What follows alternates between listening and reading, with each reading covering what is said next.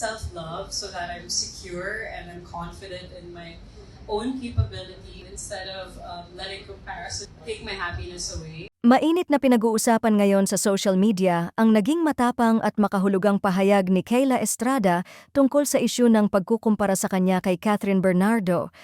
Sa isang panayam, diretsahang sinagot ni Kayla ang mga tanong ukol sa nararamdaman niya sa mga comparisons na hindi maiiwasang iugnay sa kanya. Ayon sa kanya, I'm secure and I'm confident of my own capabilities. Instead of letting comparison take it away, it taught me a lot to be happy to where I am. Isang pahayag na agad namang umani ng respeto mula sa maraming netizens. Para sa ilan, malinaw na ipinapakita ni Kayla ang kanyang maturity at self-confidence sa gitna ng kontrobersya.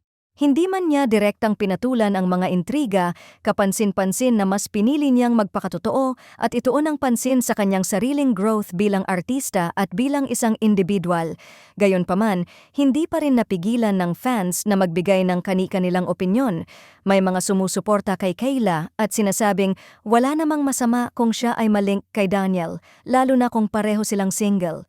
Ngunit may ilan ding loyal fans ni Catherine ang hindi sang-ayon at patuloy na ikinukumpara ang dalawa, mula sa career hanggang sa personalidad. Ang klase ng sagot niya, hindi ng away, hindi nagparinig, komento ng isang netizen.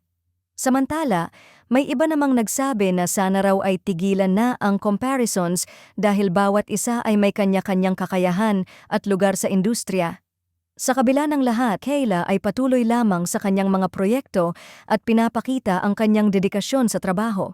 Sa huli, mas lalo pang naging kahanga-hanga si Kayla Estrada sa mata ng publiko, hindi dahil sa intriga, kundi dahil sa kanyang kumpiyansa at kakayahang panindigan ang sarili sa gitna ng matinding pressure ng showbiz.